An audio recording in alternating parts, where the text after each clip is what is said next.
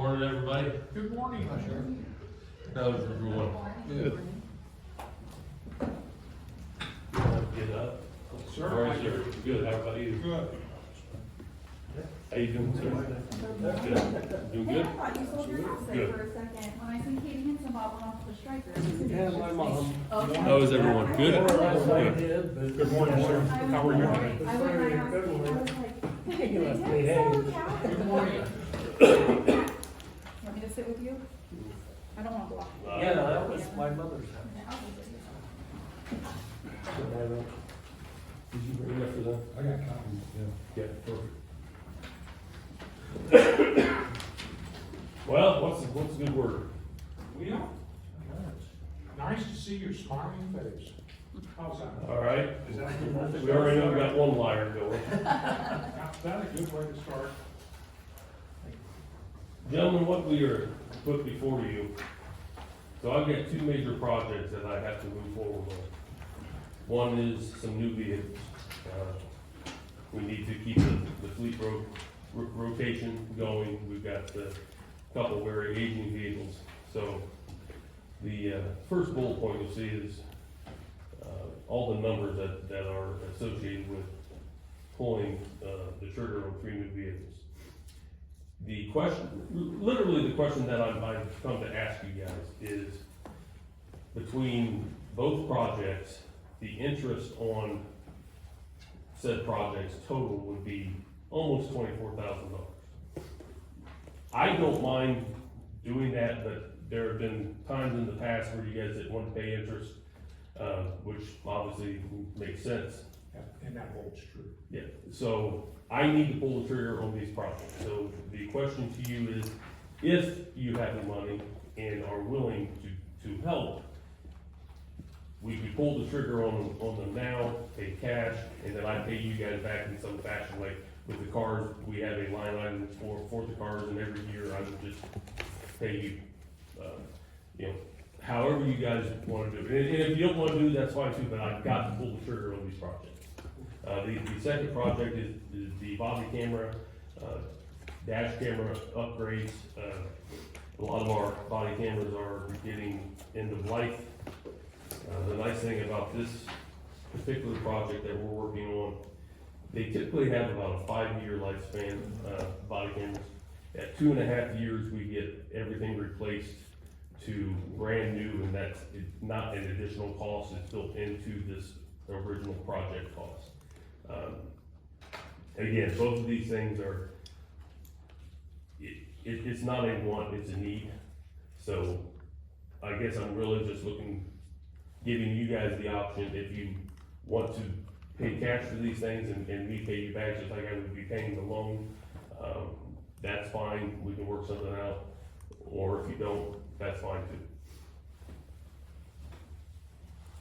I don't wanna pay any interest if we don't have to.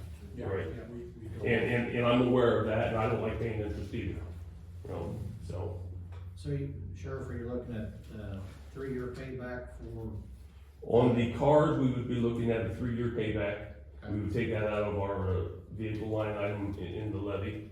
And then, on the body cams, and help me out on that, what kind of payback we're looking at on that? I think, Rich, it was a 5-year Yeah, lease it's is what we were it's looking at. It's a 5-year program. Yeah. And the company that we're with, like, you can't find, none of the companies that we look at are banks, so they won't let you make annual payments. So we have to go through a third party? Yeah, for the 5-year plan, but they want all the 5-year upfront. So once that payment is made, we have nothing to pay over that period of 5 years. That covers 5 years of cloud storage, 5 years of the body cams with new, and 2.5. The reason we're looking at this particular project, doing it the way we're doing it, I spend about $20,000 a year, $20,000 about every 2 years on a new server just to back up our body cam footage. We would be doing away with that cost because everything's gonna be in the cloud. So we are saving a little money in the long run by not having to buy a brand new server every 2 years, which, like I said, 15 to 20 grand. So that's why we're looking at going with this particular vendor. It's the same vendor that we've been using, Wolfcom. I know you looked at other vendors, for example, Motorola is 4 times this price. So Wolfcom has been cheaper for us, but very, very user-friendly, and I don't think we've ever had any issues with them. Friendly and reliable. Yeah, so that's why we're looking at this particular, vendor. But, yeah, so that's basically what I'm here is, I need to pull the trigger on these. If you guys want to do this, you know, no interest pay cash, that, I wanted to give you that option. How soon do you have to pull the trigger? I'm ready to pull the trigger on these now. I don't need to pull them like this week. I'm gone next week. So we could call vendors and say we're going to do this, but it's gonna be a couple weeks. We If should you get guys want, solid quotes to them. I'm sorry? We could get solid quotes to them as well. I Right. mean, we could get them all the information. Do we have to get bids on this? No, because each There's vehicle is state under bids? 70, yes, each vehicle is state bid pricing. That takes care of that. Yeah, We don't wanna pay interest. and we're paying less than the threshold on the body cams, so we don't need a bid on that either. And that's also state bid pricing anyway, Yeah. yeah, so both the body cams and the vehicles are state bid. In total, for the vehicles, we're talking how much in total to buy? Total vehicle cost is $242,061.43. That's with upfitting, That's the total outright. that is putting it in our parking lot, putting that in. Okay. That's for 3. And on the second line item down there? On the body cams, Total upfront, 235. Yeah. 235, Yes. 079. and unfortunately, they want all the money up front. Big chunk of change. Am I making sense to you, or am I confusing you? No, No, you're okay, not. all right, okay. It's taking over the deal. Well, I asked that because I had to look at it 3 times before I understood what I That's meant. just, And again, everything's okay as far as bidding goes and everything like As far as, yes, state bid pricing on both items. that. How's that again? State bid pricing, Okay. so it's already been state bid, that's good. So you're talking, would you write us a check back out of your budget, or would Well- it be easier for our records, I guess for Mike Bacon's records, who I'm. for example, when we did this before, you We have guys done just, this before. yeah, you guys just, at the beginning of the year, you took the money out of the, vehicle line item. I think you put like 75, 80 in it. But it just depends, because usually we pay for vehicles out of the levy, so I mean, Right. we would probably have to cut them a check out of our levy for them to put in their I'm general just, fund. Very just good. for That would probably, the tracking purposes. Yeah, that would yeah, probably yeah. be better That's what I tracking care for about. Mike. Or you just pay for them and be done with it. And I mean, I think let's not forget that option. We What's that? don't have to worry about tracking that way. Exactly, you don't have to track it that way. So, let's not forget that option, that's on the table. It's a few months No, now. Yeah, So that's where we're at with that. So tie back to the levy money? We typically pay for the vehicles out of the levy, yes. Mhm. Yeah, we have a line item specifically for that. We don't have that line item in the general fund. And I can get with Mike to figure out what would work best for him. I think probably tracking wise, it'd probably be better for us to cut a check showing that, Right. but I can ask him what he would If prefer. you don't mind, I can do that. that'd be fine. That's a Mike question. But I don't think, we definitely, I'm speaking for all of us, we don't want any interest. And that's We always been my understanding, I agree with that, so I, do not you know, want any interest. I think we've done it before, and, you know, to me, that's a waste of taxpayer dollars. Yeah. If we have the money to pay up front. Let's So, take care of it. we don't have the money to pay up front, but we do. It's unfortunate that and it's almost, this year, like a perfect storm between body cams, cause I've got 3 of them that are dropped, and we just exited our warranty on those. So we're at that, it's just a perfect storm this year. Just bad timing, bad timing. How long's the cams usually last? I mean, in. So you get you'll get about 2.5 years out of them, 3 years for a single body can, because, you know, they're out all types of weather, anything with a battery. And really, they actually stopped servicing them after 3 years, because the way technology moves, the ones we buy today in 3 years, they're gonna be obsolete anyway. So needless to say, the cost for replacing the 5-year lease isn't. And 5 years, we'll have to do another lease. And 2.5 years, But we're going, if they have last only 3 years, why? right, well, at 2.5 year mark, we get new body cams. So we'll be getting 2 sets of body cams over a 5-year period for $246,000. Okay. Because they do start going bad after 2-3 years. Are the old ones worth anything, any No. value? Now, there's no trade-in value They on them. won't even take them back. Yeah, Do we destroy them? we get rid of them so they can't be used anywhere else. Yeah, I wish there was a trade-in, you know, they take it back and give them to other agencies, but they don't even want them. So, the only other question I have for you is, have you guys made a decision on, insurance on the dog warden? Remember, we talked about possibly doing, paying for his health insurance, so I would have to take it out of the budget. What did we say, it was 25? Well, When you say pay for his health insurance, you mean 80/20, he's eligible? so his health insurance right now comes out of his budget, so his budget is obviously strictly just like his dog tags and things of that nature. So we were hoping maybe if we could push the dog warden insurance, maybe pull it out of the general fund, so that way maybe we could hire another full-time person out there. My thought process of having one person isn't working out. You know, he needs an assistant. There's just too much going on, 7 days a week. My goal of having one person isn't attainable as I was hoping it would be. I tried it, it doesn't work. So I need to get him a second person. He's got a part-time assistant out there. I would like to make her full-time, but I could use you guys' help in paying for their insurance. So that's just a little bit less out of the budget. So that they would buy county insurance?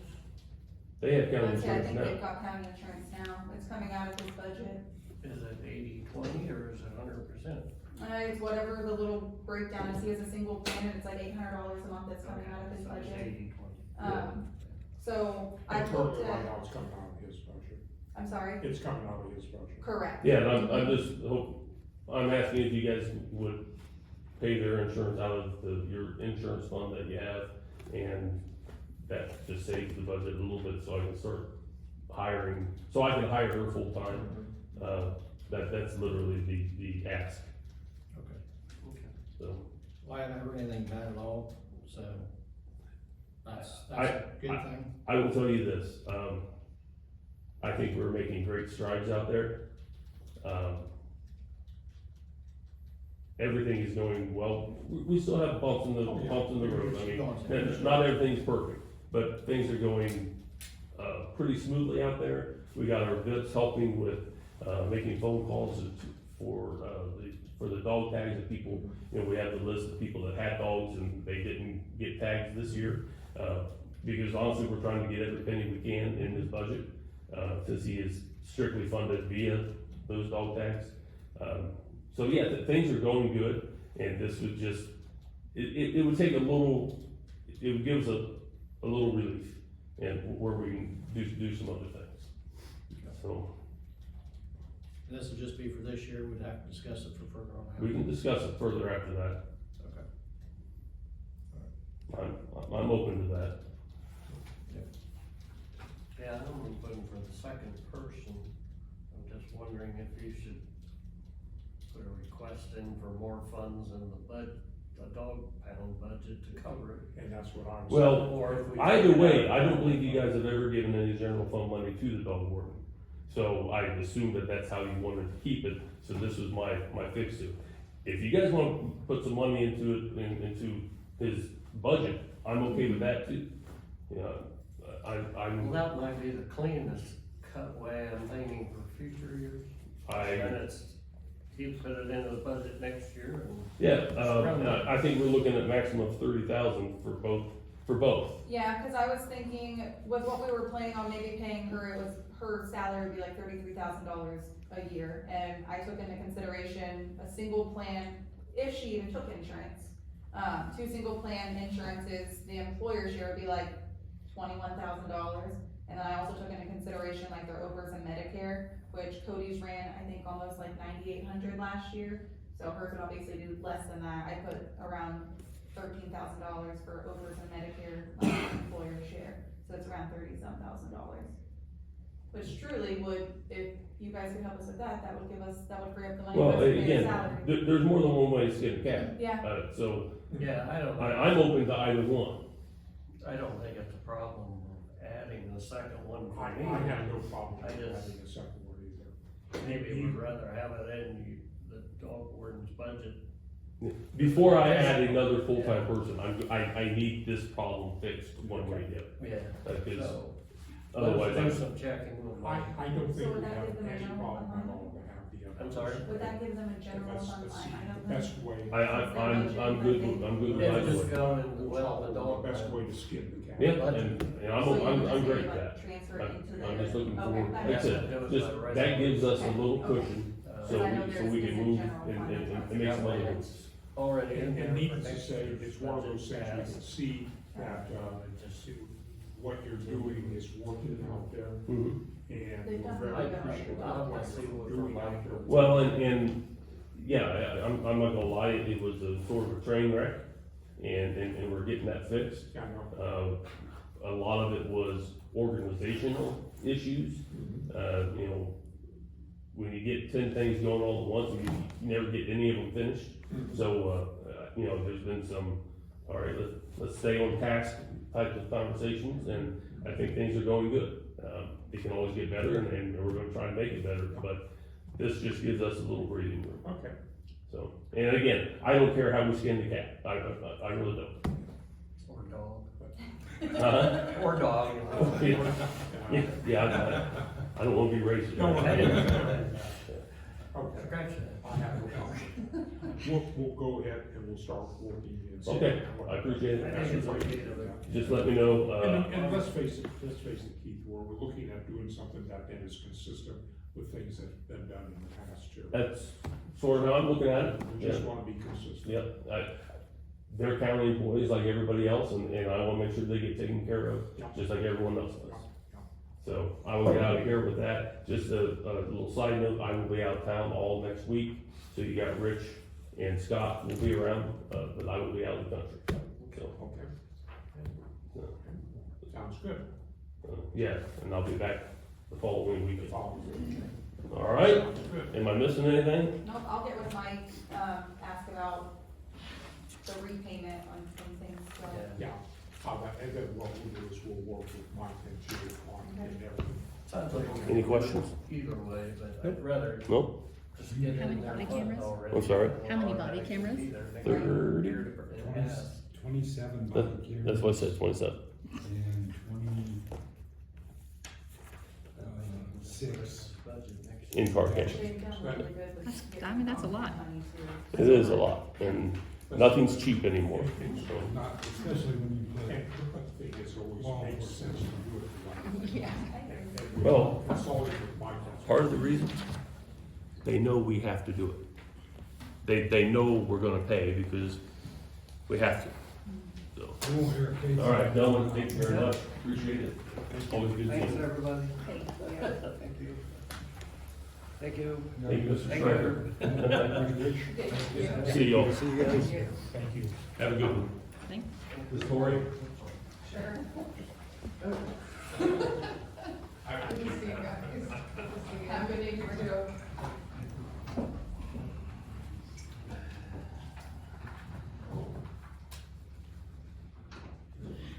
I think it makes sense not to get into the interest factor. Yep.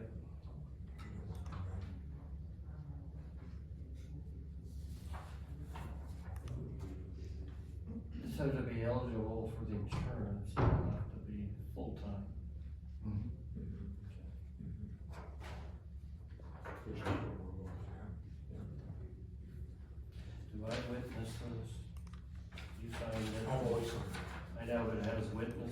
yeah, both you and Joe should witness that. Oh, I'm sorry, I didn't do it.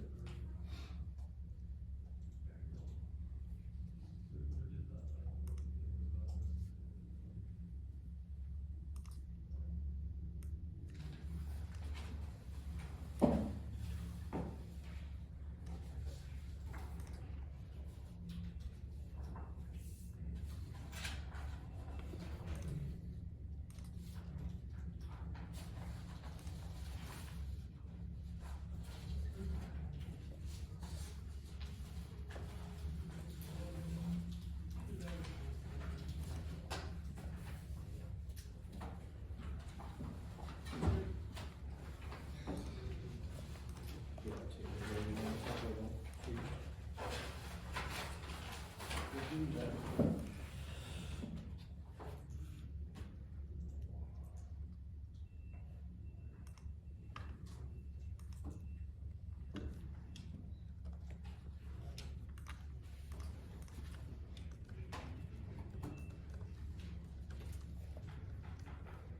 Can I see all of this paper that the sheriff gave you and do you have it? Here you go, Tori. The paper that the sheriff gave you?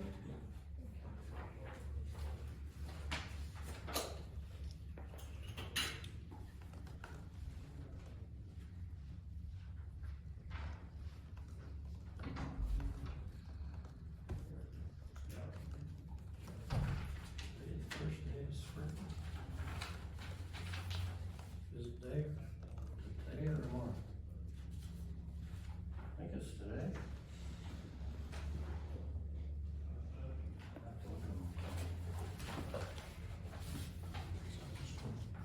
First day of spring. Today or tomorrow? I think it's 20th. today.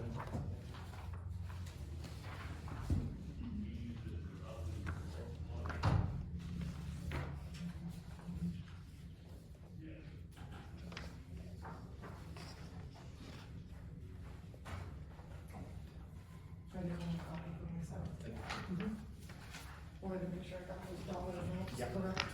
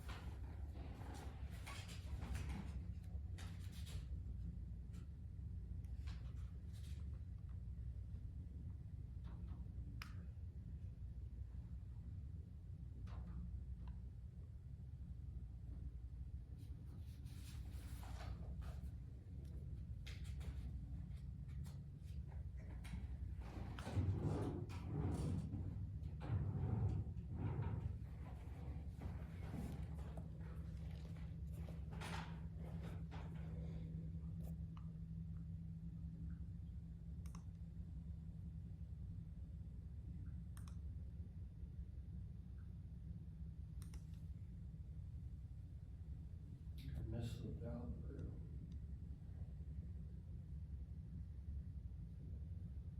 Says a job fair from 9 to noon out at the fairgrounds.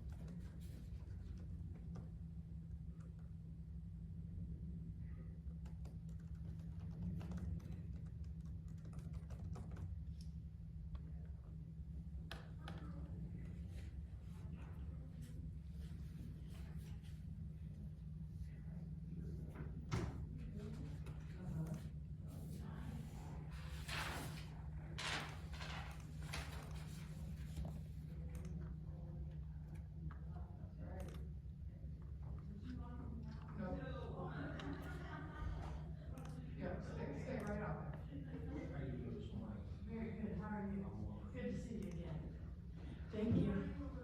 Good morning. I guess I took that as I can come right in. Yes. Perfect. How you doing? Very good, very well. How are you? Good. Very nice to see you. I had a beautiful drive in. Yeah, good. Good. How long did they think all of this was gonna take? Couple years. Couple of years? Huh? Then we got a roundabout coming And where is that gonna go? right down here. Couple blocks across the river. We've got them everywhere in the city of Columbus, so they do work pretty well. Although when you have those aggressive drivers, that's not the best. That is not the best. I got to drive a ladder truck through one of them. Down Very There's a nice. roundabout down there. That is all driving. Did you run it like chicken scratch? How'd you do? Okay. Okay, but it was different. It is tight, and then you get aggressive drivers that cut, you know, I mean, they're just, and now they've got 2-lane ones, and it's just crazy. It's 2 lanes. They don't mess with the fire trucks too much. Yeah, they kinda let you go through, well, they want, number one, they want you to go through, they want you to be able to They get where kinda you're go in going. the grass and we go through. And then number two, you're bigger. Yeah. Bounce them off. That was quite an experience.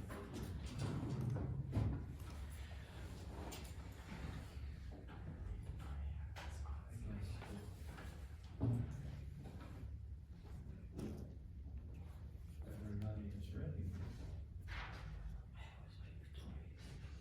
I think we're pretty much ready to go. So Are you ready to go?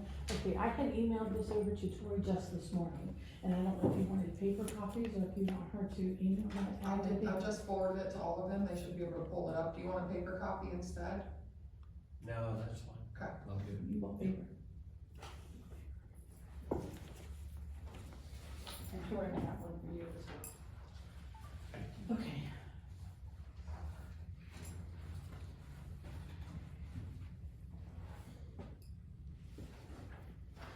Okay, thank you very much for meeting with me this morning. Greatly appreciate your time and your attention to these matters. As you know, this is, or as I put on this fourth quarter, we're going over fourth quarter. And I do know that 2 of you will be coming to our membership meeting, is that correct?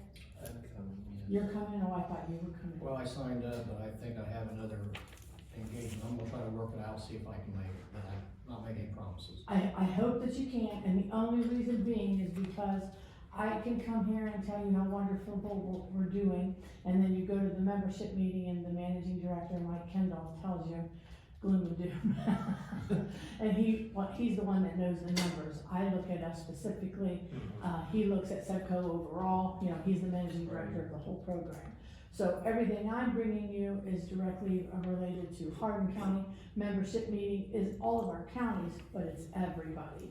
And it's number one, nice to see that you walk into a room and there's 150 people and you're like, okay, we're a part of a very large consortium. And so it's good to see, and it's good to know what you are a part of. Yes, they're all Ohio counties, but they're still, it's very large. And when I started, we were 6 counties. So will it be broadcast? it will not. Because I thought last year it was, wasn't it? During COVID, we found ways to do that, and it just brings, it's too many problems, and you don't know who's on the line, and you Yeah. don't know, and so they don't They don't. do that any longer, so really it's in person. And, you know, I can forward any materials, and I can always forward the presentation afterwards, but Mike does a really nice job, and he, you know, spends a lot of time on that, that's why we really want people to be there.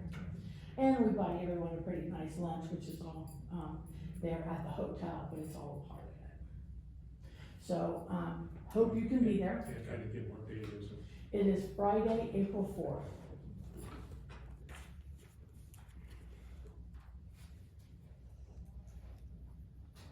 Oh, yeah, I've got it down here. Okay. 8:30? I think it starts, I think registration is at 9, I think the meeting, Looks like it's at 9, yeah. yeah. So hopefully you can make it, if you can't, I certainly understand. I'll tell you what, let me give it a shot. Tim and I can come down together and let me give it a shot. I should be there. Okay, I mean, I just love for you to see, and for people to see you too, you know, and you can look Sure. around the room and see all the Okay. other commissioners that are there. Okay, thank you. So it's really nice. Okay, so what I'm bringing with me today is Hardin County, fourth quarter 2024. Now, this is January 24th through December 24th, so all of our numbers with the quarterlies match. The renewal is based on July through June. So 6 months of this data is gonna go away, but 6 months, we're gonna add a couple. You have this, yeah, I got it. Where's it at? Tori just sent it to us. Oh, okay, you just sent it. Sorry, That's okay, I like to look at it too. okay? We'll let you do that. I like when you're with me.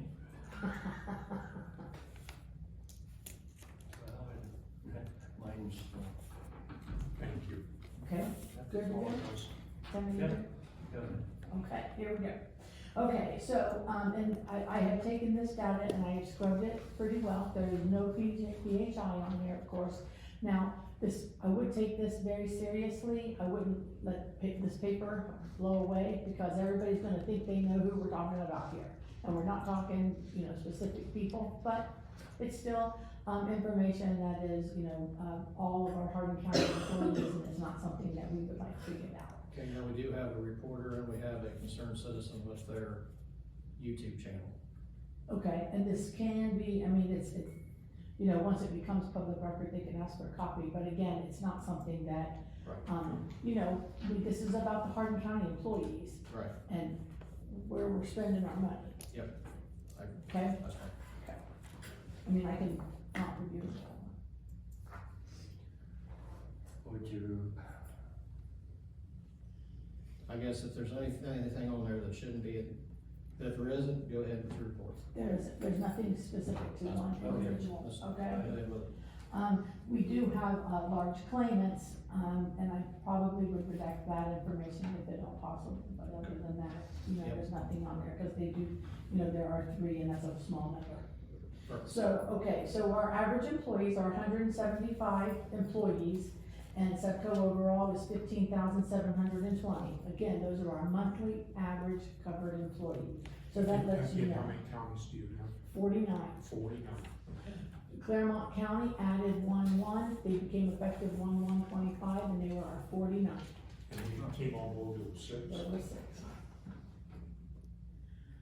I'm in my We were one of 20th them. year, yes, sir. We were one of them. Hardin County was one of the original founding fathers of our program. So we're a little bit below the average value of number of employees. I wouldn't say value, I would say number of employees. Number of employees. Yes, cause you're right up there with mine. Okay. So, yeah, I mean, our average, I think, is about 300, Yeah, about would be- 320. 320.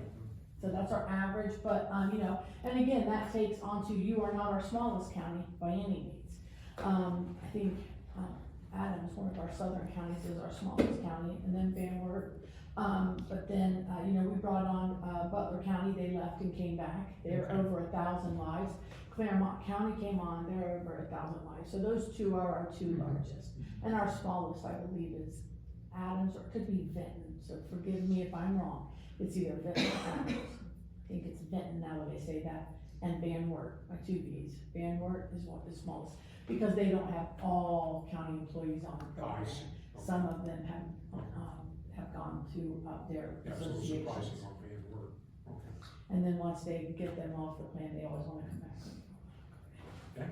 Okay, so our average age, Hardin County specifically, average age of the employee is 46, average age of the member is 38. Cebco overall, that's 45 and 35.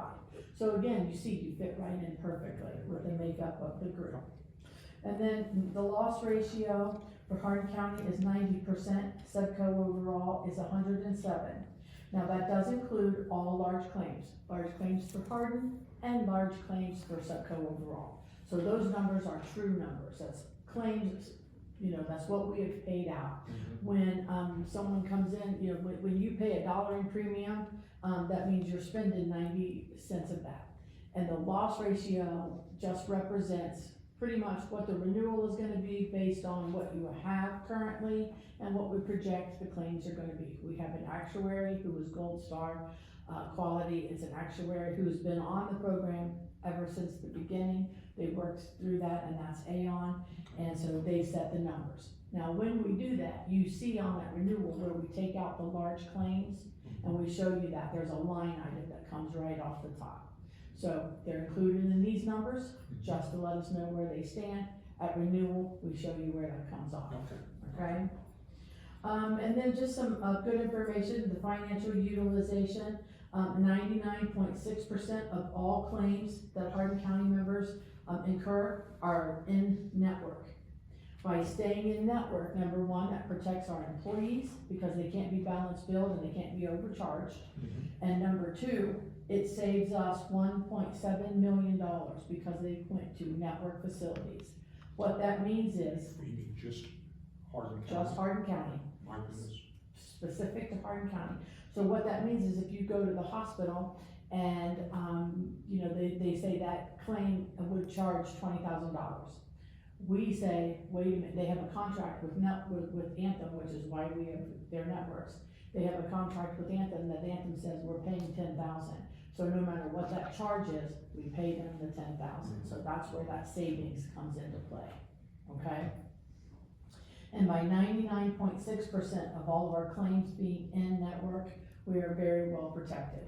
This tells me that Anthem is definitely the right, network. We are doing the right things right. Okay, so utilization by setting, by inpatient, that's hospitalization, those costs have decreased. And what that represents is large claims coming down. That's exactly what that is indicative of. If you remember, we had a, very high large claim amount, and now not so much. Now it's very little, 3. Outpatient costs have increased. Professional costs have decreased. That's not something that we want to see, but our pharmacy costs have increased. Now, you hear a lot about pharmacy, but professional visits, those are doctor's offices, and those decreasing just means our members aren't going to the doctor. Now, I know that a lot of people say, I don't go to the doctor if I don't have to. But we want everyone to have a preventive visit, 1 annual exam, get in to see that doctor, let the doctor look at you, let him, feel your lumps and bumps and look and make sure everything's okay. And once you have a relationship with that doctor, when your sore throat does come up, you don't end up in an emergency room, you're gonna call that doctor and go back in to see that doctor. And although the emergency room is a wonderful place, it's also the most expensive place for care. And so if we can get you in to see the doctor for, say $100 visit versus the emergency room for $1,000 visit, that doctor's office is where we want you to go. And we've seen a decrease in our doctor's office visits. All right, our top facility utilization for inpatient is Memorial Hospital in Marysville, Cleveland Clinic, Indiana University, Mercy Hospital, and then again Lyman Memorial.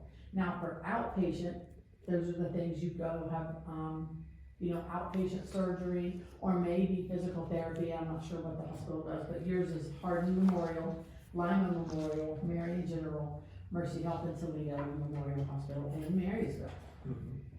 Now, we always pick on the emergency room because that is the most expensive place for care. And also in my rural counties, they may not have as many options as say I do out of Columbus. I have all kinds of late night offices. I have all kinds of little urgent cares that are everywhere. But emergency rooms, again, most expensive place for care. And we pick on them because the claims that come back, if they're not true emergencies, we want to see them going to a doctor's office. But again, in our small counties, sometimes there's just not doctor's offices available. At 4 o'clock, 6 o'clock when mom gets home off work, she doesn't, have time for that. There's no doctor's office available. So, we're picking on these claims, and they would have saved, there's 37 potentially, avoidable emergency room visits, and that just based on the claim. So, again, no one's watching these people come in. We're not saying they absolutely should not be there. We're just saying the claims came back. It says if it wasn't a true emergency, maybe an ear infection for a baby, it would have been better handled in a doctor's office. And that's all I was saying. Anthem prescriptions.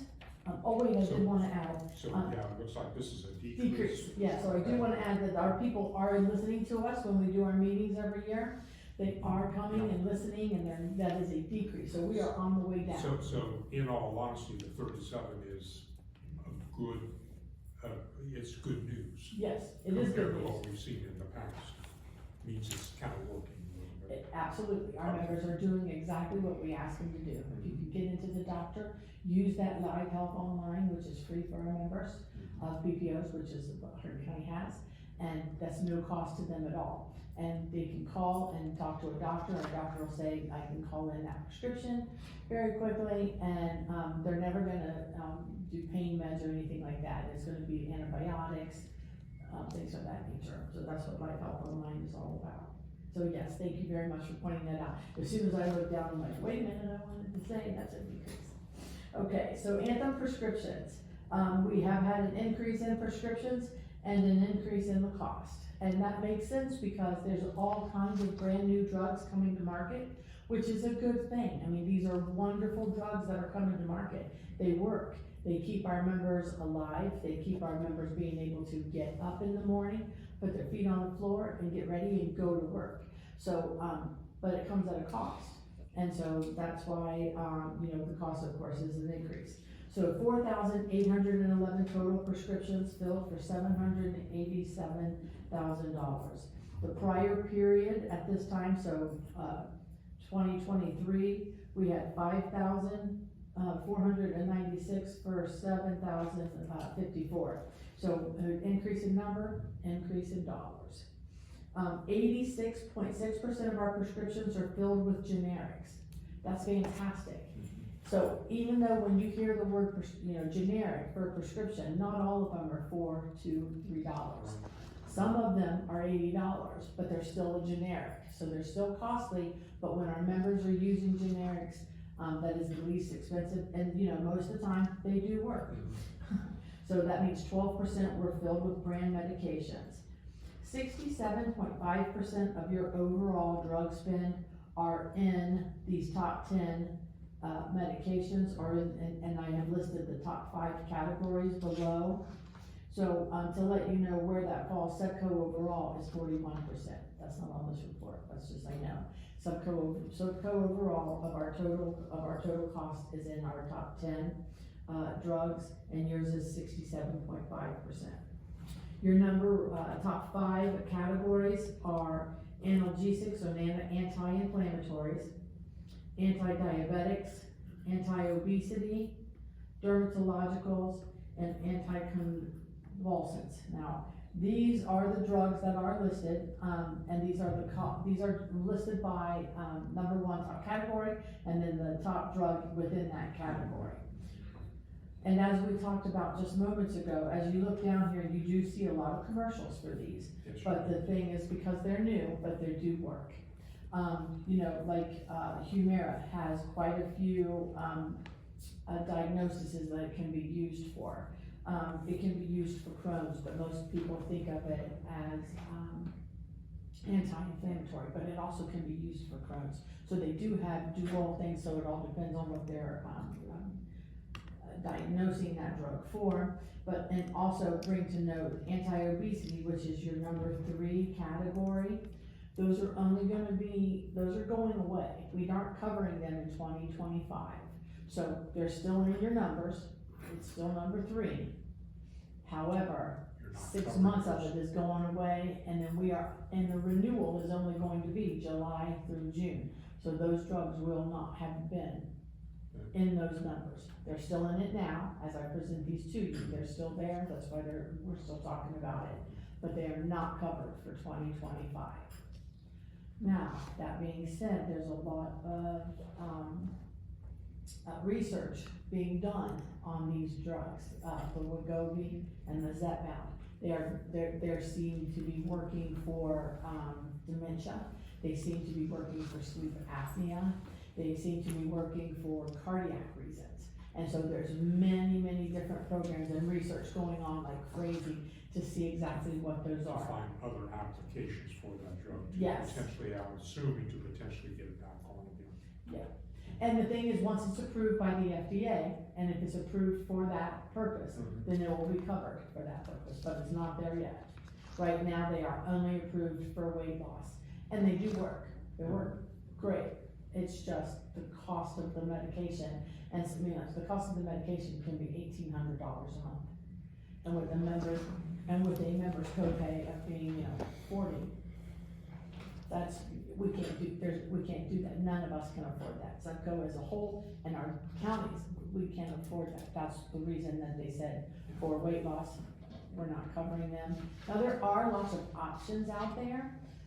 If you've seen TV commercials, I watch it.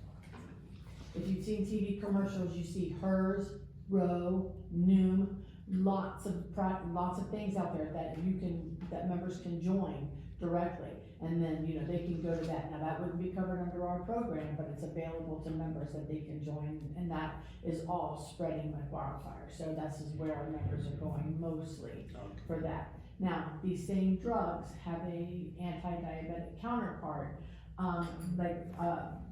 Zepbound is Mounjaro, Wegovy is Ozempic.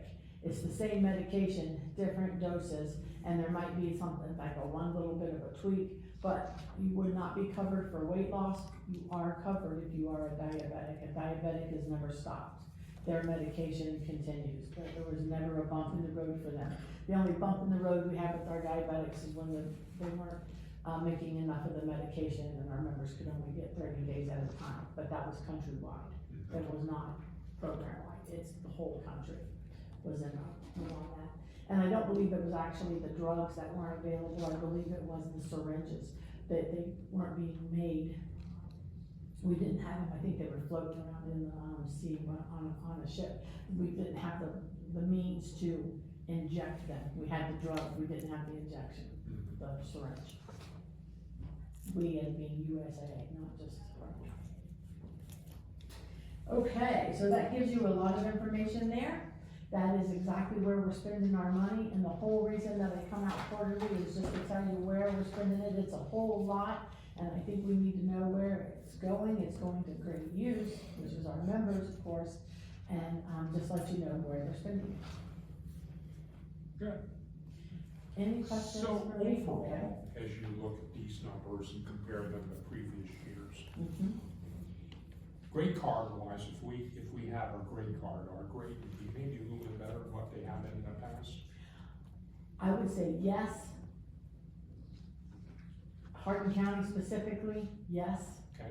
However, the new drugs that are coming to market and all of the things that they're gonna talk about at the membership meeting is where the cautionary tale is. It's where we have, what's going on. These drugs that we just talked about being approved for dementia, being approved for, addicts.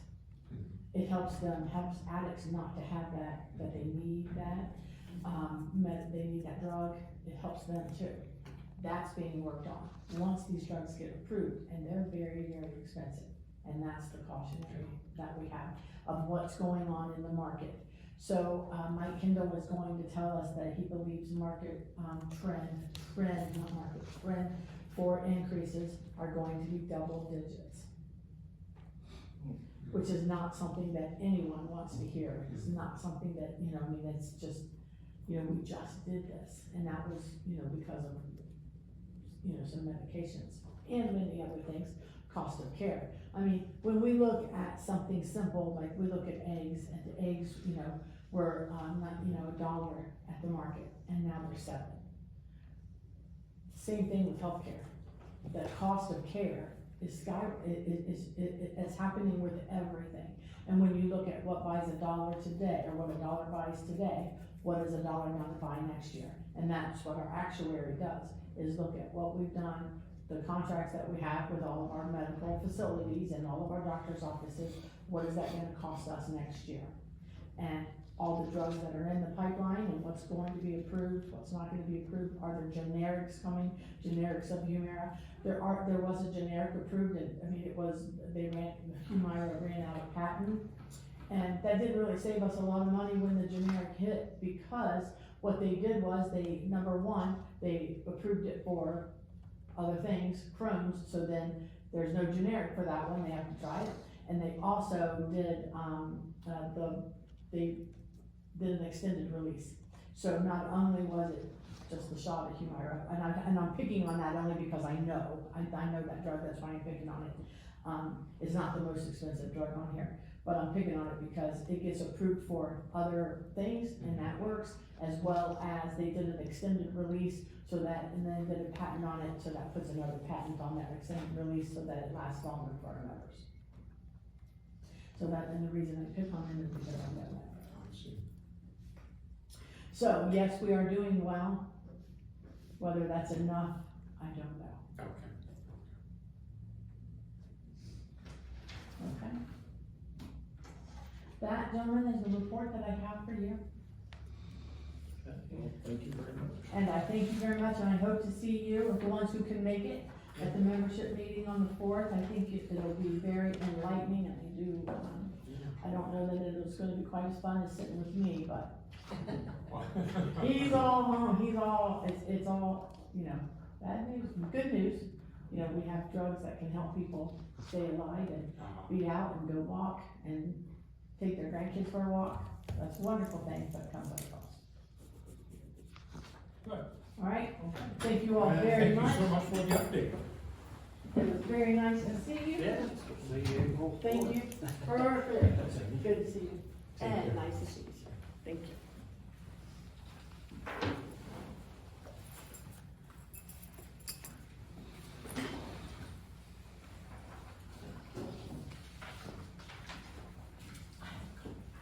I need coffee. Okay, I'm coming. And I'm.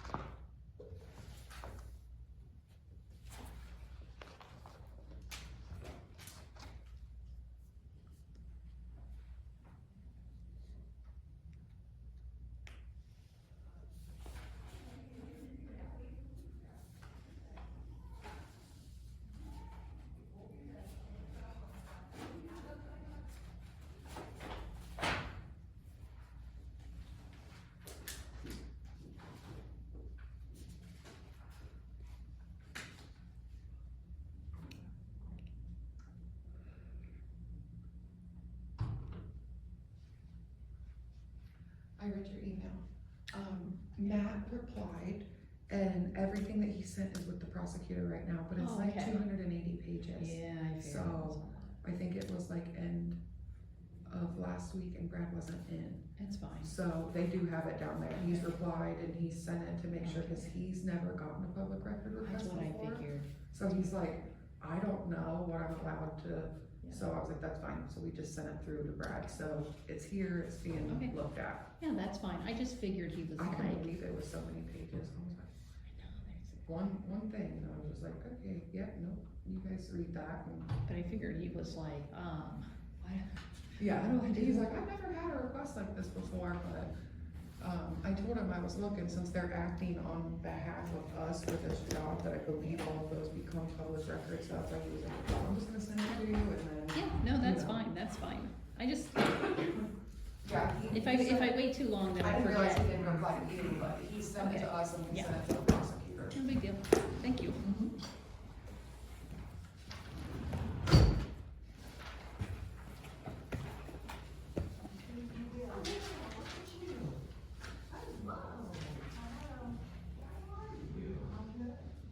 Oh my goodness. Sorry, excuse me. Linda, we haven't seen you in a minute. Are you just bringing us bills? Yeah. You don't bring us a paper? Are you happy or sad about it? She looks rested. Yeah, really rested. You look all rested.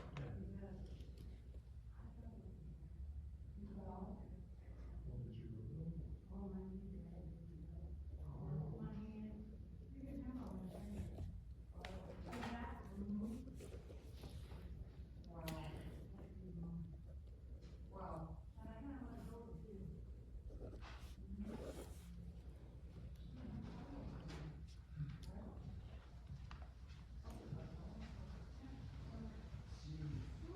Oh, good to see you, even if you are bringing us bills, okay?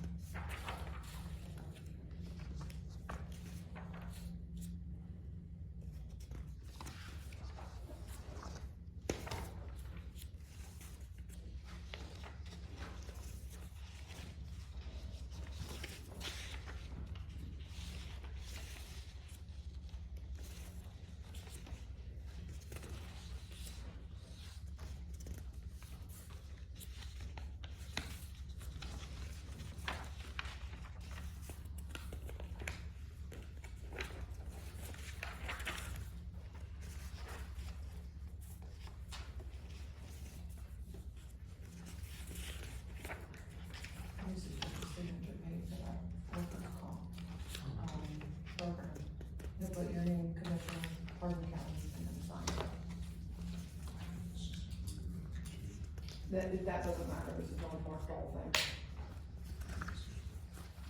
Hmm? This is something new. Yeah, this came through from, it's just, yeah, there was another one that we missed, another signature part. I don't believe I had it all.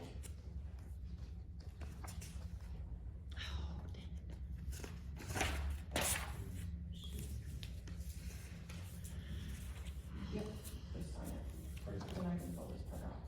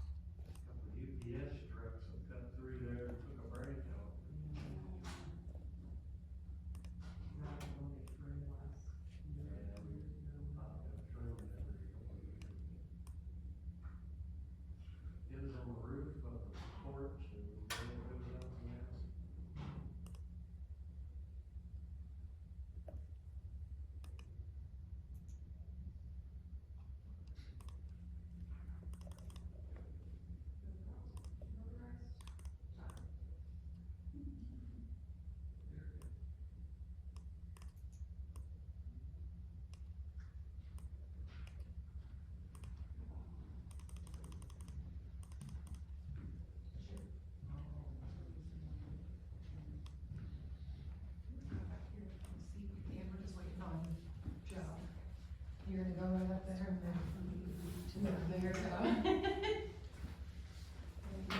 all on the front table there, those two blue comfy chairs, you get front and center. Hi, buddy. Hi. Good morning. Good morning.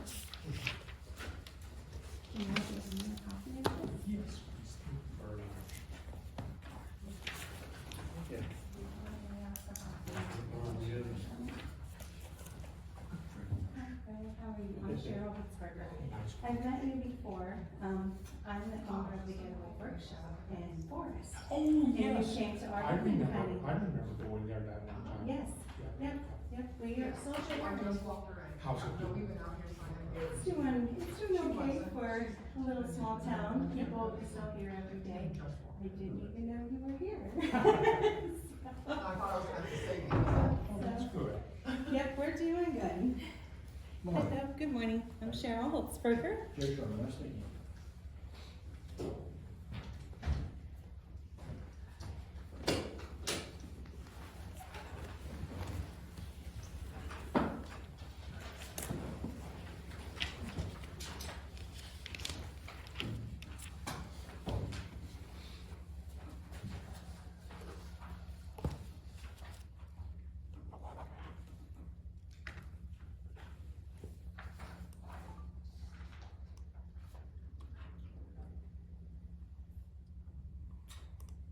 Is everybody set?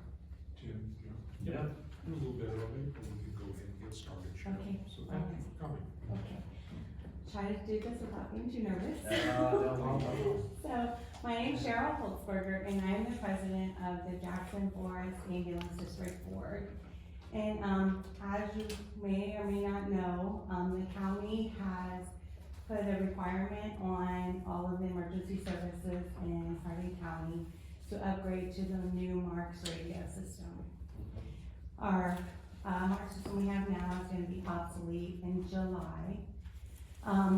And we have had our financial struggles, and at this point in time, we are rebuilding our squad. We have reorganized, we have a new ambulance chief. We, in the last year, put on, 3 new certified EMTs. We have 2 applicants that have been approved, that are gonna be going to school, and 3 applications that are pending. So we do have quite an increase in our number of squad members. And we're hoping our squad can grow, but now we're being faced with, a very large financial burden that we financially don't have the ability to cover on our own.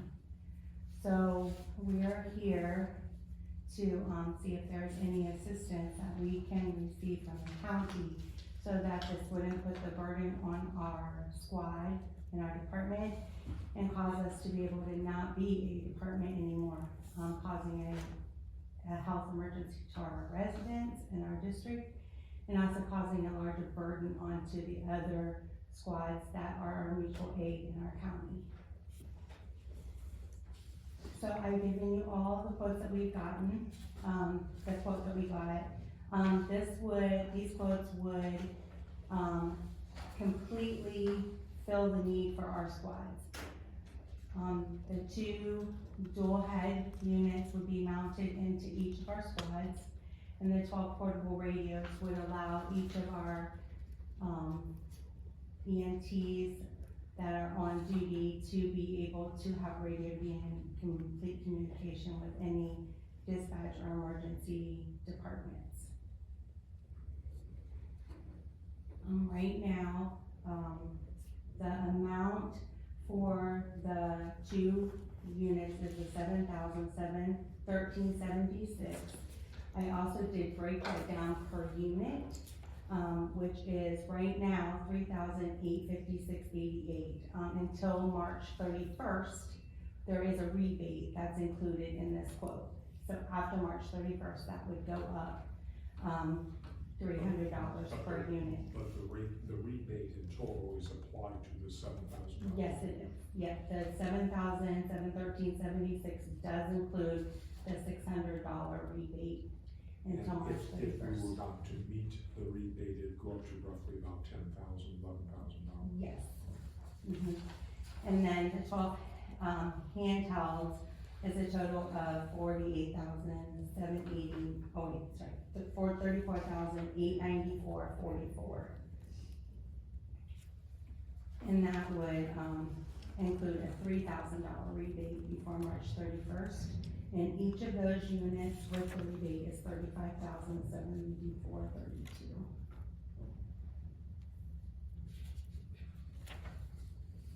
And, let me, the territory you cover, how much is in Hardin County and how much is in We other? cover all of Forest, Patterson, all of Jackson Township.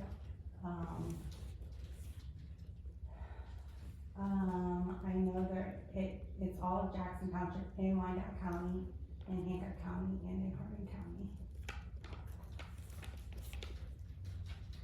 So, other than, I guess, so you're serving an area larger than just Hardin County? Yes, Okay. Has any of the other entities been approached? we have not, we started here. Have you tried to levy? We have not tried a levy, we did put a levy on the books, when they were wanting to, redo the department into a full-time department, and that was, very strongly shut down. We have not tried a levy, only because, with so many levies out there, we didn't wanna put another tax burden onto our residents, when they're already paying taxes to the county.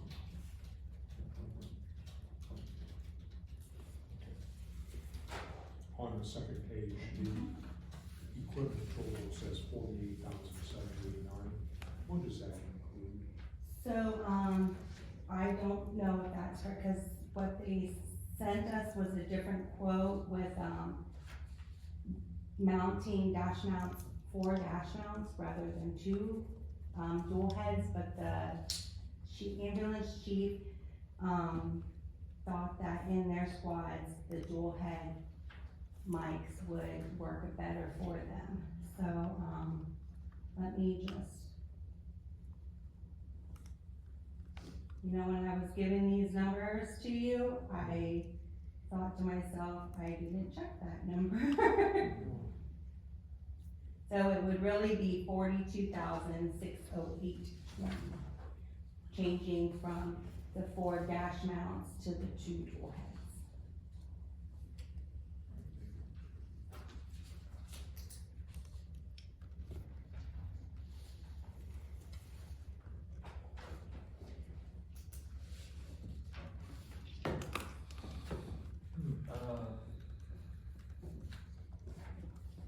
I guess the question would be, how long ago did you find out that you're gonna have this expense? We did, find out, so, I think we have found out about a year ago. We have been searching for,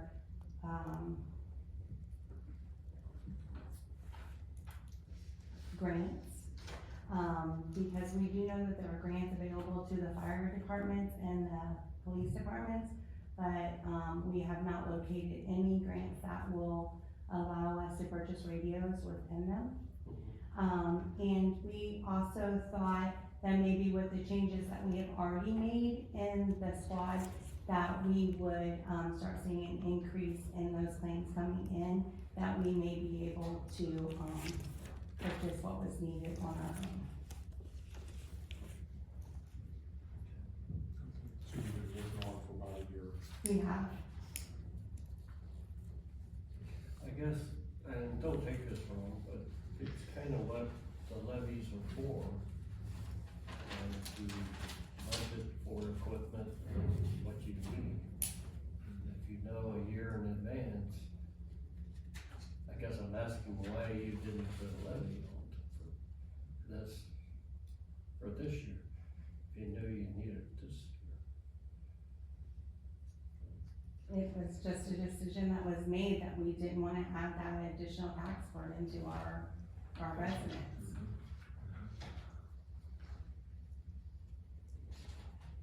So you have 12 EMTs now? We, Or 12 medics or paramedics or EMTs or? Yes, we do have enough to fill that would use the 12 units.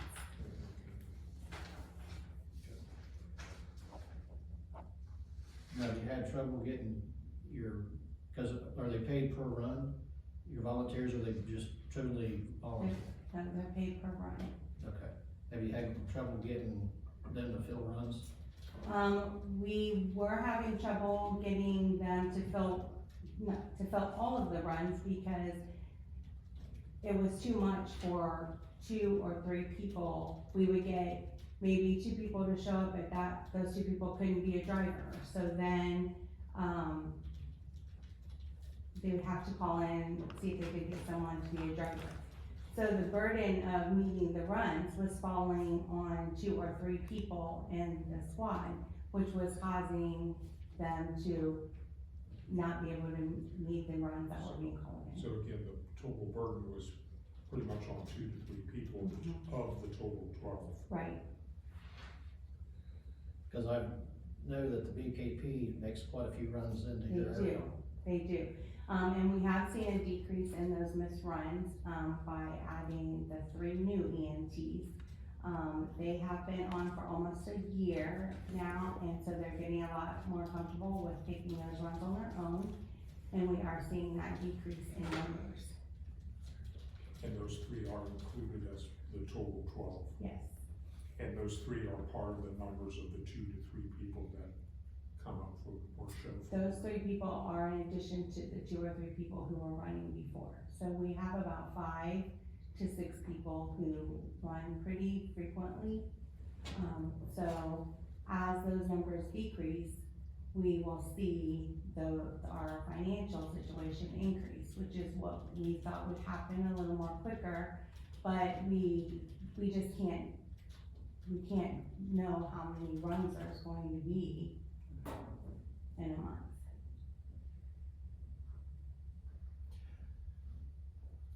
So you have a shortfall. Have you brought us any financial I have no, numbers to show the shortfall? I could tell you what's in there, but I didn't bring the documents to show it. That's something I probably would like to see eventually. I believe you, we need to see numbers on paper. Okay. So I guess I'm trying to, cause you got 2 or 3 people doing all the runs as of right now. And the 3 that just went through their training, that'll give you 6. Mm-hmm. Okay. How long does it take to become I know you got different stages to be you got your driver, which is, they're not Right. licensed to do anything, so Mhm. basically driving help. Which is usually our firemen. Okay, so they chip in on that part. Yes, it takes about, 6 months, I think it's a 6-month course for their schooling, and then they have to go through their testing, so that would just depend on however long it would take for them to become certified to pass the test. Now, are they paying it on their own, or are you guys reimbursing them, or how do you do this? We pay them, and then they sign a contract that they'll run for us for 2 years, or they have to reimburse us. Do you have any paramedics? We have 1, Any of them in training going for paramedic? not at this Just time, trying to get basic not at this time. to start. That's a good start. We're hoping as we grow, as we increase Right. our runs, decrease our missed runs, that there will be more opportunities. The squad has just applied for a community foundation grant that they're going to use, to start a training program to go into the local schools and start introducing the high school students into CPR and basic life saving skills, so that they maybe have an interest in joining the local squads. They may not be our squad, but maybe other squads in the community. Absolutely, yeah. Now, you have 2 squads, We do. and how old are they?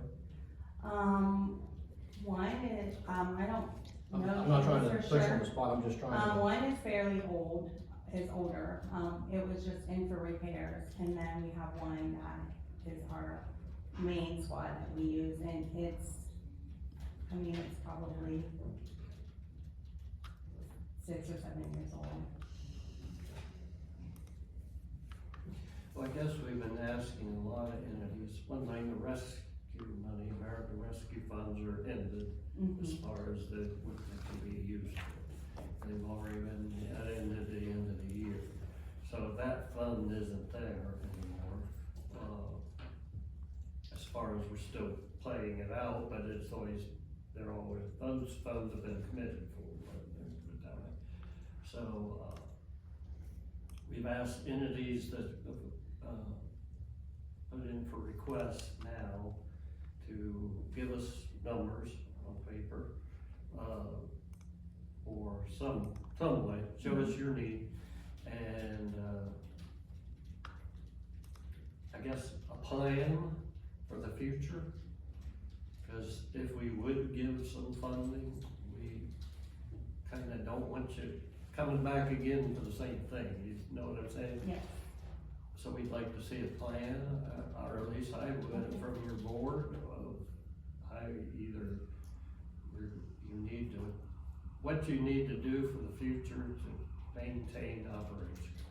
Okay. So if you get a leg up, how are you going to, are you gonna do levies, or are you gonna do fundraising, or are you gonna up your charges? Just, We have our charges. We've asked the museum to do this before we Okay. get, and a lot of funding, so I'm not picking on you. Mhm. We just need to justify why we would Right. help an entity that could pass a levy, or even not even try yet to pass a levy. We did up our costs too. That was, I guess, another reason we decided not to do the levy is because we, have always done soft billing. So we would submit to the insurance company what the insurance company paid us. That's what we accepted. We didn't send out the difference to our residents. And we have changed that, in the last year to now we do full bill. We don't do the soft bill. That's one good step. And that's a step forward. We're all trying to help each other out, but You should gain a little more revenue because of that. And we did change our revenue, our billing company did let us know that, we were not charging probably as much as the insurance companies would pay, so we did up our costs. So we are billing more now to kind of help compensate some of that. it's a good thing to have in your plan. I see a lot of places do that once, but then they go 5-10 years and don't build in more increases of cover costs. And that's usually what catches up. Right. So I guess we're looking for a business plan to keep you afloat if we would, Mm-hmm. help you at this time. So just due diligence. Okay. Just, so, and I commend you for coming in, especially by yourself. And relax. We're not that bad. So, but those are the things we kind of have to justify why we give county money when a county levy especially can be put on, or at least tried.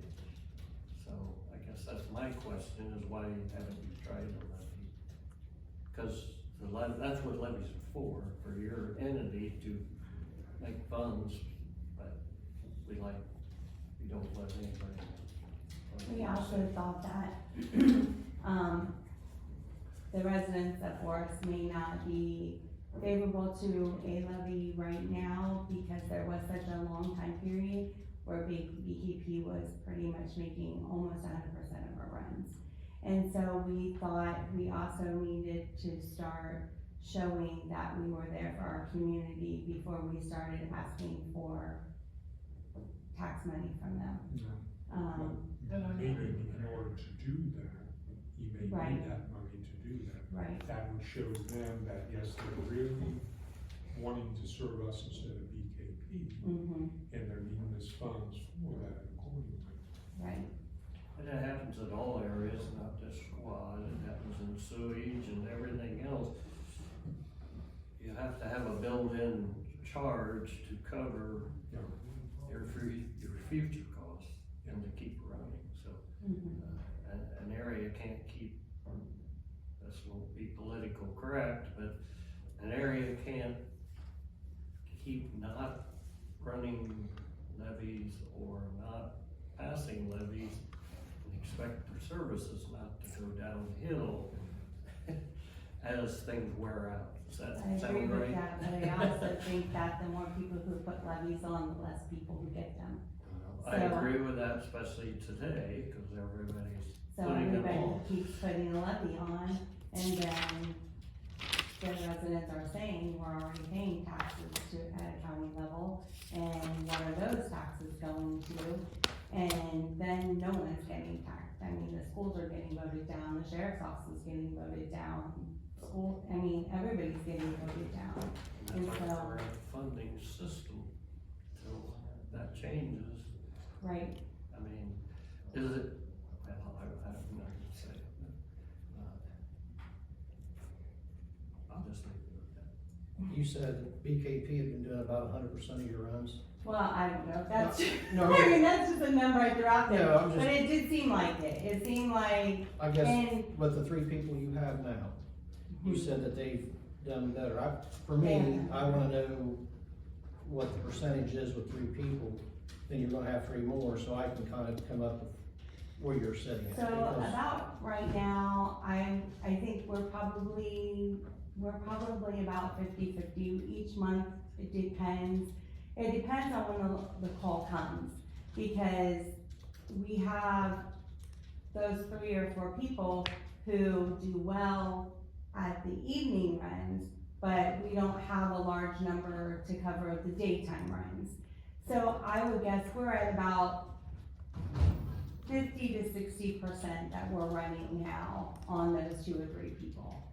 And, So as we sit here right now, you're yeah, at we, at least 50% right at now. least, yep, And that's with the addition of these extra people that you've had. that's with the addition of these 3 people that are now certified. So And with 2 more, when did they come into place? When did they they start going out came- on runs? Has it been a couple? it's probably been about 9 months, 9 or 10 months that they've been in. One girl just got her certification, last month. So 2 in the last 9 months, 1 just in the last month. Okay, So do you have, with the other 3 people coming, not to interrupt, Fred? I mean, We have 2 more people that are coming, that are getting ready to start school. okay, that's what I'm saying, as far as, a lot of times with volunteers, and they're great, but everybody works during the day. Mm-hmm. Or, they're volunteer for reasons they wanna help, which is awesome, Right, but you don't have a coverage pattern for 24/7.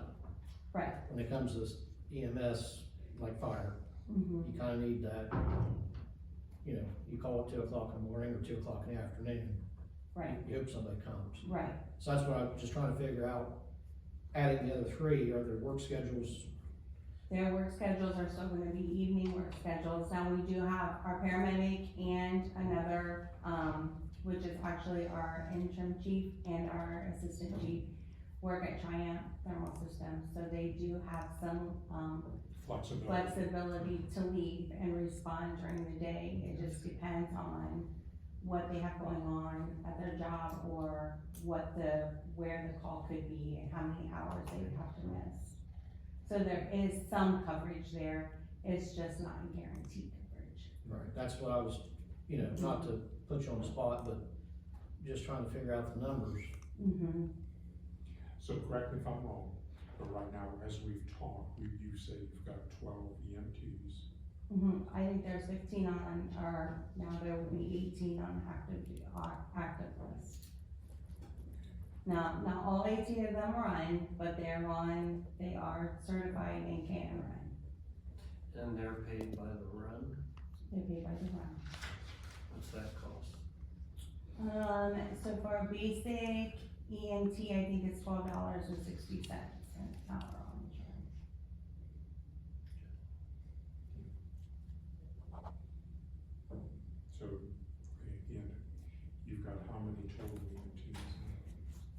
should be 18 on the active list. It's 18 on the active list.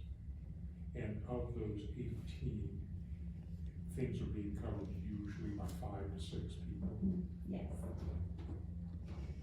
So that means about a third of people are covering it. The other 2/3 of your available squad is not covered. correct.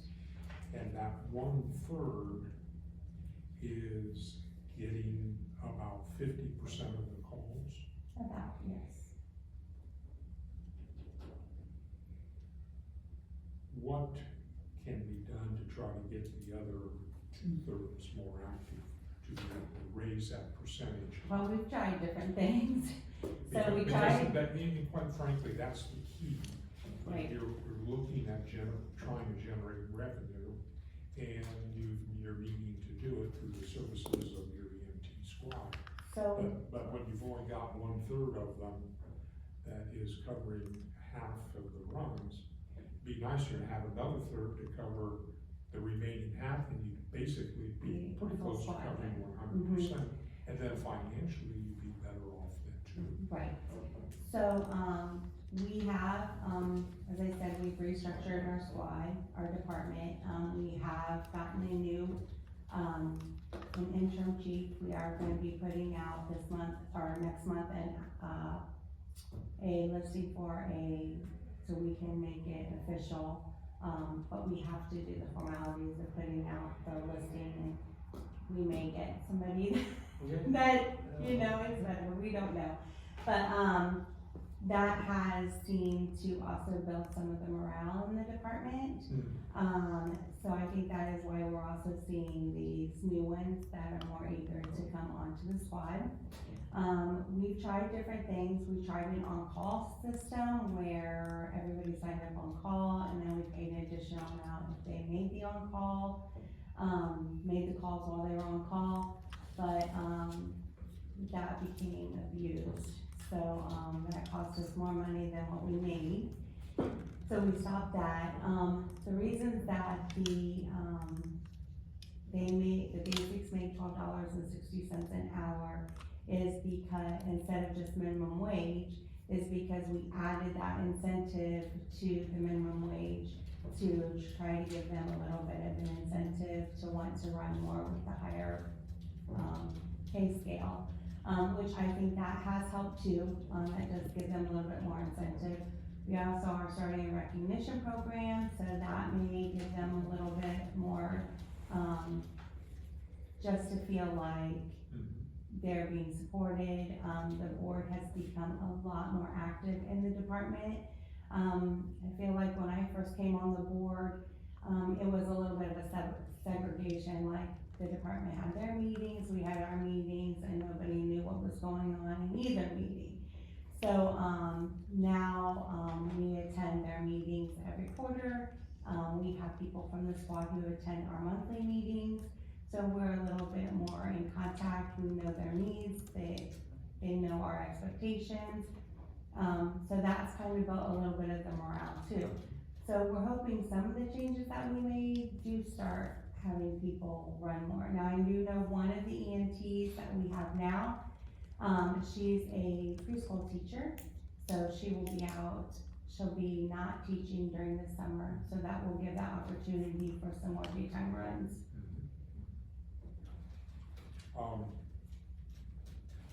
Since you've kind of made the switch and now you've got people going to the different meetings, and that kind of helped out a little bit. How long has that been in place? We started that when we switched our chief, and that's probably been about the 9 month when some of the new people came on. The middle of last year. Yes. So the primary reason, in your opinion, that you're only right now getting about a third of the people, 5 to 6, to do roughly 50% of the runs, the reason you're not getting more people is because of pay? We don't really know. When we decided to make the changeover in, the chiefs, we did put a survey out to each of the members to find out, what was keeping them from doing runs. A lot of it was training, they just didn't feel comfortable going out. So they have increased training, that's why I said the 3 that are now running more have gotten more training, they have that confidence to go out on those runs. So as we build that, I think that more people will start running. But that was a lot of it, was, just, they didn't feel comfortable doing it on their own. I think that we have made many changes to the positive side. I think other than running a levy, we have done our due diligence in trying to raise the money. And like I said, a lot of our decision for the levy was just the position of where most of our residents are. I mean, all of you are very aware of the issues going on in Forest. Those are additional money issues for all of our residents. I do realize that we do service a lot of the county area, but a lot of the people we service are the people right in Forest, and they're just being hammered with financial problems and increases in what's going on. And so a lot of that decision was based on that. I mean, I know we have to, you know, take care of our squad too, but we're not gonna get anywhere just hammering all of our residents too.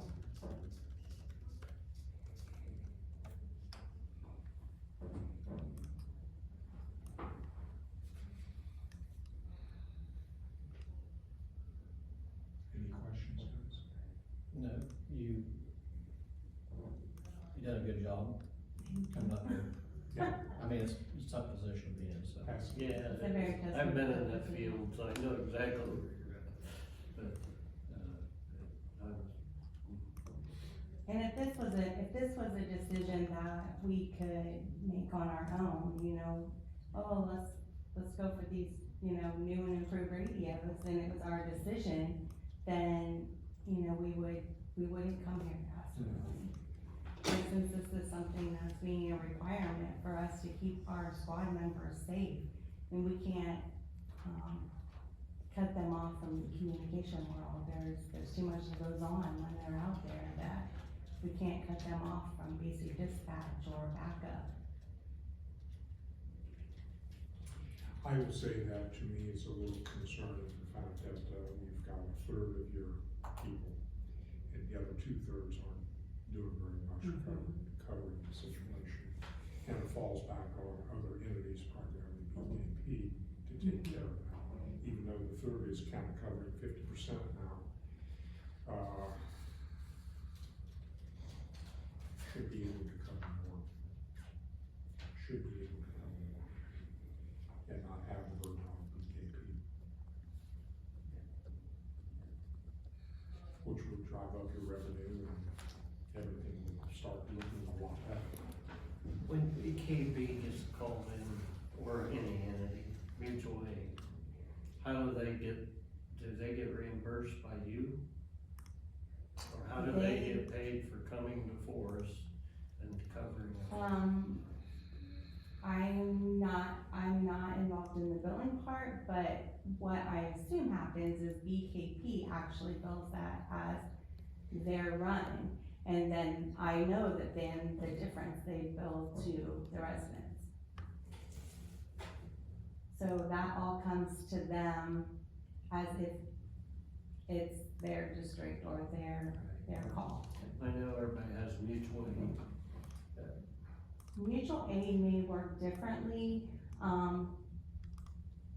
because there's probably more than one unit or one department possibly on scene. But when they're the only on scene, I think that they just get paid the full amount, and then we wouldn't bill.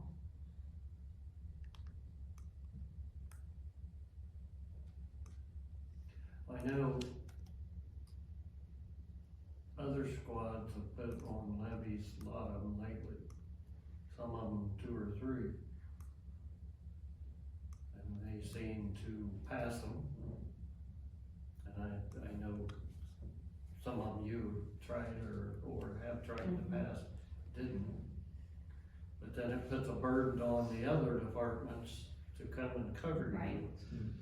And the people that live in those departments are paying for your residents not passing money. It's just a thought. I'm not saying that's right, that's wrong, it's just, if BKP, and I'm not picking on BKP or you, if one department is doing 100% of the calls to another one, and they pass levies to buy new ambulances to cover that area, that's Then kind the of, BKP district is paying to yeah. serve our district. But no, I commend your coming in and your due diligence, and I would just like some numbers if I could, of your department on the need, show us the need and a plan forward, and gives us good stuff to.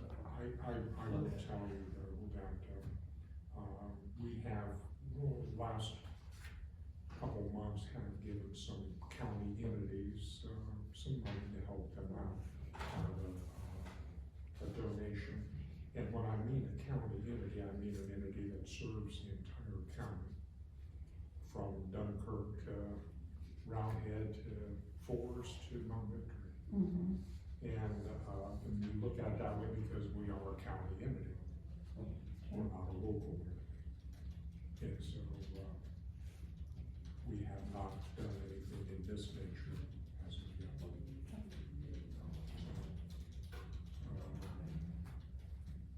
Okay, Yes, don't be discouraged, just we need some numbers. keep pushing on. Yeah. Keep pushing. Okay, Thank you. all right, Thank thank you for your time and Thank you. consideration.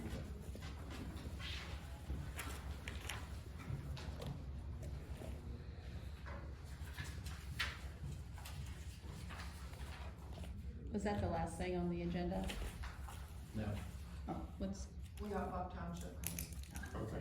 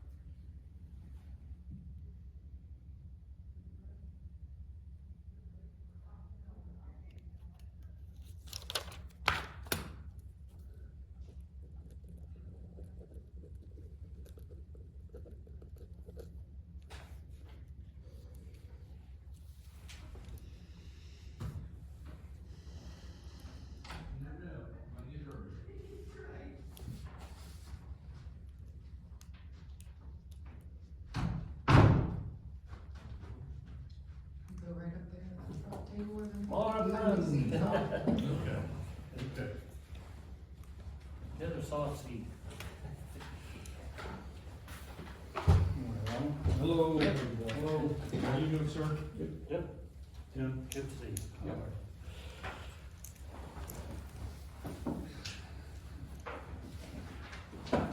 Is there more coming or just you? Just me. Just, Oh, okay. okay. Just me.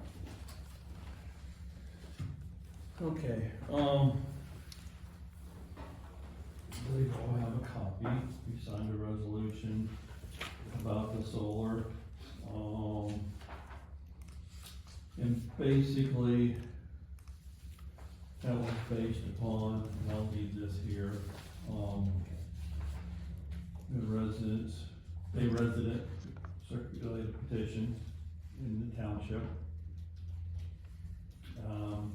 Is that the petition? Yep, and I will leave it here. Okay. And all those people live in your township? They all live in the township. There's 100, I didn't count them, and there were 172 that signed against it, and I had 4 people that wouldn't sign. So basically, that's 34% of the 515 people that voted in the last election. Okay, That- So that's, okay. So about 34% of the total vote is saying to restrict the area. Okay. yeah, so which is a fairly large number. You know, and a couple things, basically the concerns, and I'm sure you've heard this before, it's just property values, you know, they're concerned of what it's gonna do to their property values. The aesthetics of the solar panels up against their property, so to speak. Drainage, what it's gonna do, affecting drainage. You know, basically upstream from the solar farm, you know. And of course, if it's blocked, it'll also affect downwind. Construction traffic, seems to also be a big hitter. I know they're gonna do the roads, but it's not the condition of the roads, it's traffic volume, the extra noise, dirt, dust. During that time period. Yeah. Yes, and then afterwards, you know, concerned about the just normal operations and maintenance, future traffic that, you know, it's only, and right now we have an area that's, not heavily traveled, but it's, you know, being looked at as having, it's already got an option, lease, or it's already an ocean. And so that's kinda got them riled up about other areas, you know, wildlife, you know, there is several eagles nest in there, and so that's a concern of what it's gonna do to the wildlife, mainly the eagles. Vegetation control, you know, it's just an unknown, you know, no one wants to have weeds growing up and then it gets in the air and then it's transmitted to farmers' fields, landowners, property, you know, the homeowners, so to speak, what we're going to do there. And just the overall health and safety of the residents with the unknown people that's coming in to do the construction. All construction's going on and, maintain it as well. That's basically all I got. Okay. You brought up a lot of issues that I'm sure the township trustees have looked at and weighed very heavily. Did you take a chance and opportunity to look at the benefits? Yeah. What do you think of the benefits? So,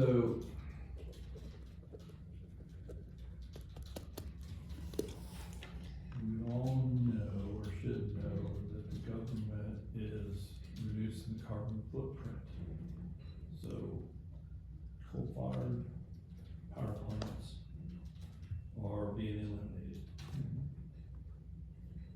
So that only leaves clean energy to make up the difference, right? Or nuclear. No one wants a nuclear power plant in their backyard that I'm aware of. You know, don't see too many hands raising. So that only leaves wind, solar.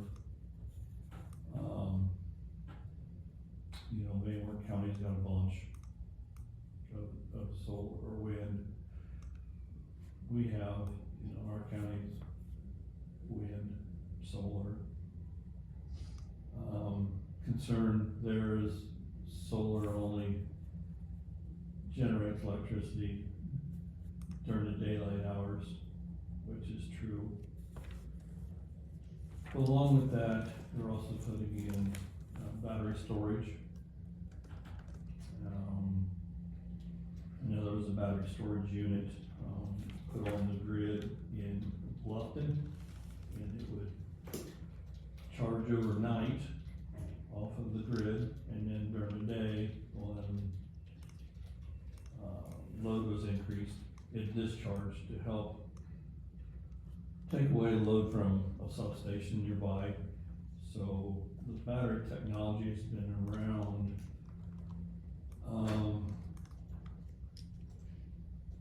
within a 40-mile radius since 2000. And with the solar, that's exactly what they're gonna be doing.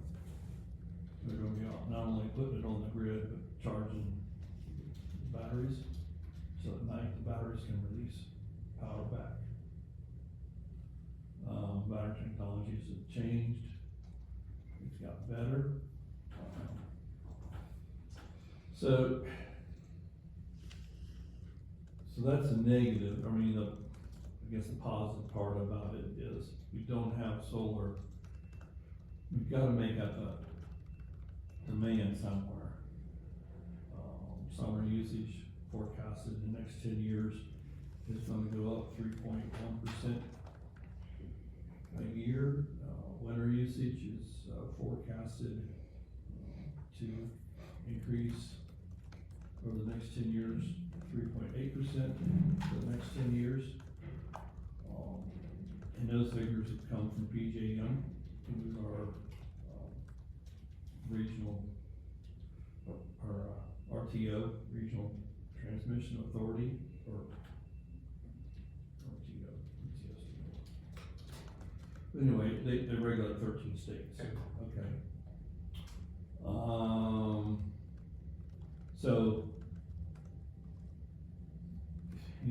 10 years from now, who knows what's gonna happen as more power plants are taken offline. So, yes, there's a need for it, but, do we want it on farmland or in areas where there's residents? We are okay with residents putting on their own personal, like they wanna put a solar panel up on their property or on the garage For the less than 50 megawatts. for their own personal use, as long as it fits within the zoning, requirements that we have established. So, it's just, there's probably better places than, like Township to put solar panels. And don't get me wrong, I'm only asking the question just because there's always two sides to each story. And that while were talking about the effects of having it, I just wanna make sure that you also review the positive things that come from it too. So you can weigh both of them, and then after you've seen and weighed both of them in your own minds, that then you make a decision accordingly. And I just wanted to see and get your response if you considered the other side of the coin. Yeah, and don't be wrong, there's Township out there that's reworking their zoning laws anyway. And we was kind of waiting until they got done and basically adopted the same ones. So we ended up getting the rest this year. We just moved the marble down the road a little faster, so to speak. Okay. Because we're representing our residents as well. So the resolution you put forth for Buck, is that right? Yep. Is for 50 and up, 49.9 and up to us. Yep. So anything below that, that's not going to be in this. Correct. Okay, And we so already just have so them we down. know that you're just asking us 49 and up to not allow in Buck Township. So somebody puts in smaller than that, that's not coming to. We already got that base covered. Okay. You're We just down the hall. handle the just pilot, looking at the the rate of pilot. Yeah. But, okay, so we're all on the same page here. So, yeah, that's up to zoning and the township to do anything 49.9 and down. Yes. So, okay, so you're asking us to close, or go through the process? Yes, go through the process. It's a 30-day, and I'll let you. Yeah, what we generally do is that we receive this, and of course, we have to do our due diligence. And doing that, it means that we have to go notify the proper people. We'll notify all the subdivisions, we'll notify, in the paper, we'll have that notification in the paper, we'll also have, information sent to the schools. That is part of the process of going through what we're going through.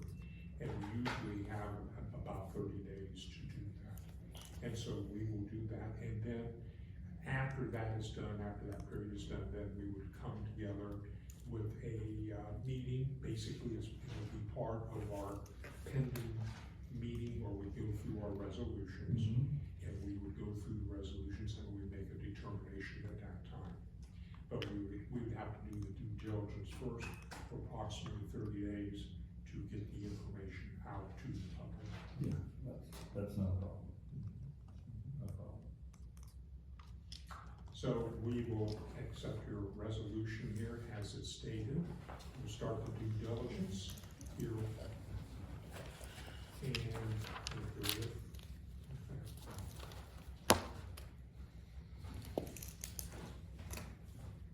Do you have any questions of us,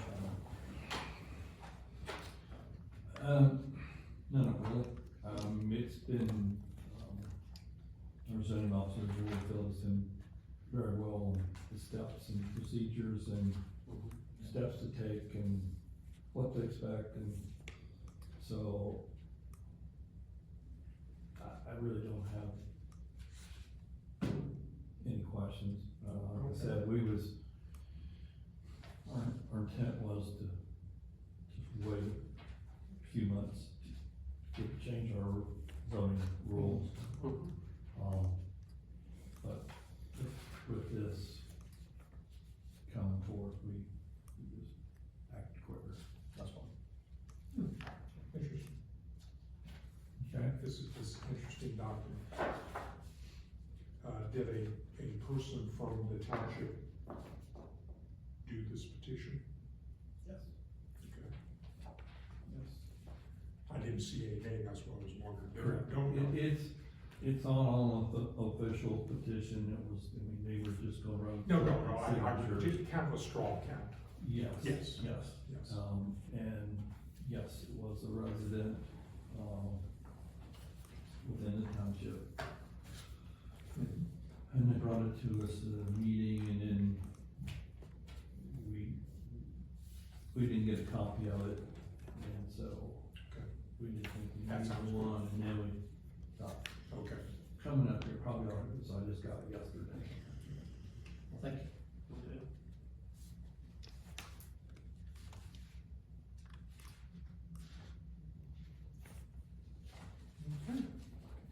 All right, I think we're all any set. further questions? I don't think so. We'll go ahead and start the process on our side here. Maybe wait a little bit here, see if there's anybody else that would come through, I'm not sure. But we'll get the process started and go from there. Okay, thanks for your time. Thanks for coming in. Thanks. Yep. Yep. Appreciate it. Thank you, sir. Have a good day.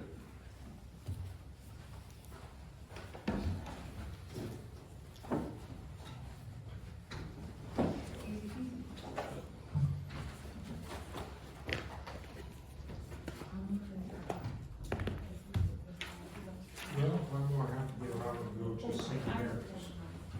I'd like to make a public comment. The Tory left, can we get her back in?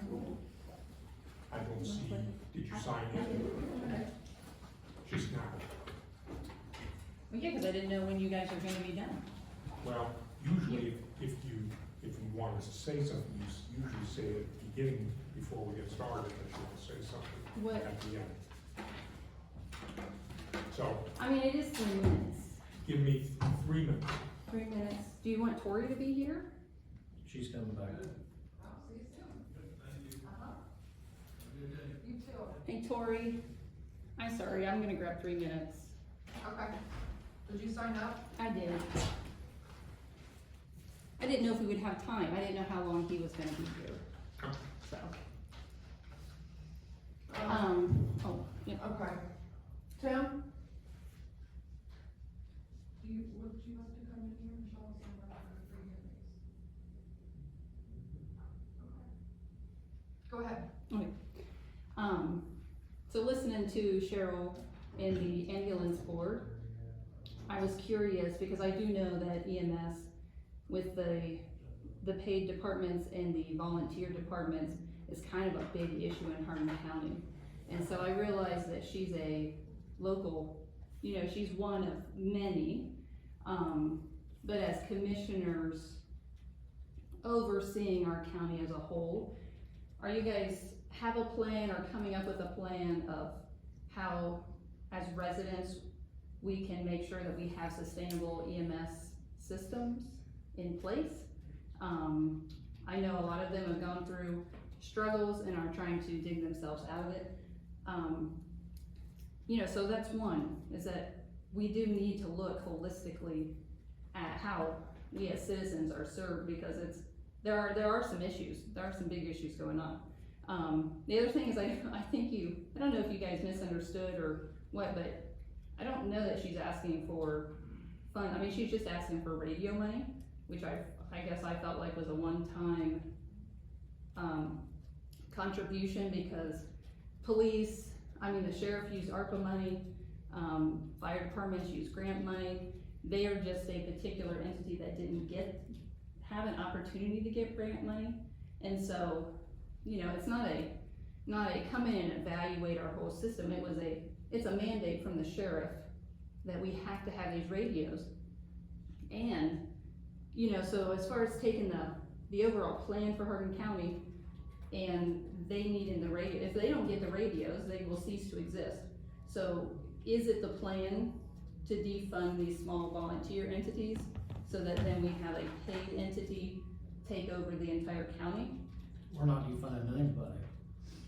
Well, Now, you said defund, we're not defunding anybody. I wanna clarify that right now, Michelle. oh, well, I'm just saying, she said that if they don't have the radios, they can't be in communication, so they can't make their runs, and they don't have the funds to do that. So I'm just saying, like, it's kind of a inevitable situation for them that you know, and like she said, it's the sheriff's mandated it, which I understand why he's mandating it. You know, so when you guys are evaluating that and saying that it's like, it's not our responsibility to fund an individual ambulance board, you know, I get that, I can see that. But I would like to know that we are at least looking at the EMS situation as a whole, and the role that our volunteers departments play in the care of us as citizens. And I take a little offense that you're asking her to put on a levy for $48,000. That, you know, I mean, like she said, Forrest Patterson, that's a big, it's hurting over there, so. But you're also dealing with Wyandotte County, and you're dealing with Hancock County. Right. That's why I was asked the first question if she had approached the other two. We are Yeah. Hardin County, which you know, Yeah. a citizen across the street, I would never say no to help them. But this here is And just maybe not there's a collaboration that can happen, so. So that's why we asked, I think Right. the first question was if she was got in contact with the other two. And I will tell you right now that the 3 minutes are up. Okay. And I'll just state also too that we did mention the fact of looking at ways that they can help themselves out too. That's the bottom line. So anyway, thank you for your statement. Thank you.